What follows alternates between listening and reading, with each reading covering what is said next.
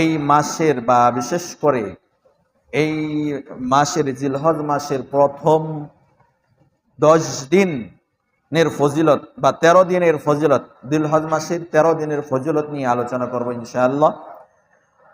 আল্লাহ পাক রব্বুল আলামিন মাসসমূহের মধ্যে সর্বশ্রেষ্ঠ মাস হচ্ছে রমজানুল মুবারক মাস। এটা আমরা প্রত্যেকেই জানি। জীবনের গুনাহ মাপের মাস, গুনাহ মাপের অনেক সুযোগ রয়েছে। তো রমজান মাসের পরিপূর্ণ পুরা একটি মাস রমজান ফজিলতপূর্ণ মাস। এরপরে রমজান মাসের শেষ 10 রজনী আরো গুরুত্বপূর্ণ।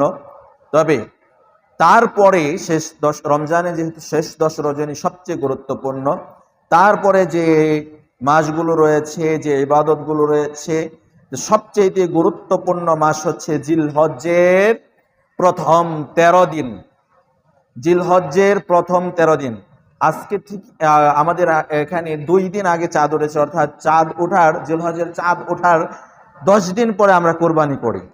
তো 10 দিন আগে চাঁদ ওঠার কারণটা কি? অবশ্যই এখানে কোনো হিকমত আছে, অবশ্যই এখানে কোনো ইবাদত বন্দিগি আছে, অবশ্যই এখানে আল্লাহ রব্বুল আলামিনের কোনো নির্দেশ আছে, রাসূলুল্লাহ সাল্লাল্লাহু আলাইহি সাল্লামের কোনো আমল আছে, যে আমলগুলো আমরা জানি না বললেই চলে। এমনও সুন্নাত রয়েছে যে এই জিলহজ মাসের প্রথম 10 দিন বা জিলহজ মাসের প্রথম 13 দিন এমনও সুন্নত আছে যেগুলো আমরা ভুলেই গিয়েছি, জানি না বললে চলে। আমাদের জানা দরকার, অবশ্যই জানা দরকার। আমরা খুতবার শুরুতে একটি আয়াত তেলাওয়াত করেছি। আল্লাহ রাব্বুল আলামিন বলছেন, লিয়াশহাদু মানাফিআ লাহুম ওয়া ইয়াযকুরু ইসমাল্লাহি ফি আইয়ামিন মা'লুমাত আলা মা রাযাকাহুম মিন বাহিমাতিল আনআম। রব্বুল আলামিন এই আয়াতের মধ্যে বলছেন যাতে ওরা কল্যাণ লাভ করে এবং নির্দিষ্ট জানা দিনগুলোতে আল্লাহর নাম স্মরণ করে। ইবনে আব্বাস রাদিয়াল্লাহু তাআলা আনহু বলেন যে নির্দিষ্ট যে জানা দিনগুলোর কথা বলেছেন এটা হচ্ছে জিলহজ মাসের এই 13 দিনের কথা।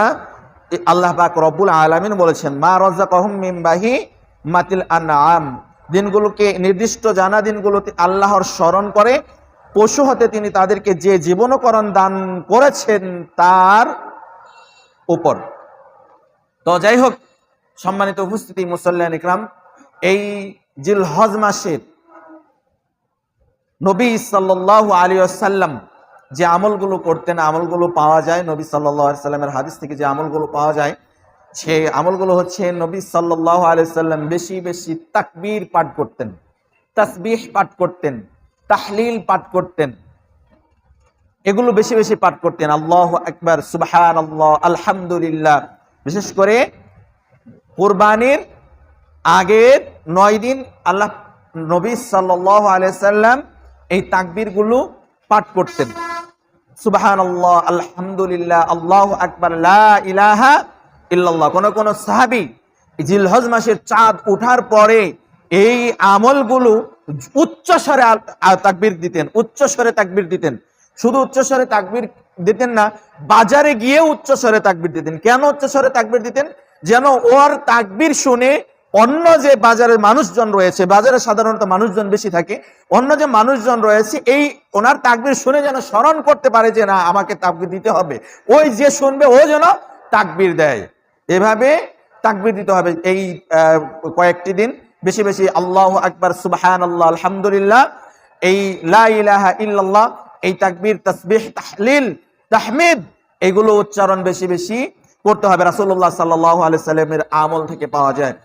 আবার রাসূলুল্লাহ সাল্লাল্লাহু আলাইহি সাল্লামের আমল থেকে আরো পাওয়া যায় যে নবী সাল্লাল্লাহু আলাইহি ওয়াসাল্লাম এই 10 দিন অর্থাৎ প্রথম 9 দিন আরাফার দিনের আগে যে রাসূলুল্লাহ সাল্লাল্লাহু আলাইহি ওয়াসাল্লাম সিয়ামও পালন করেছেন।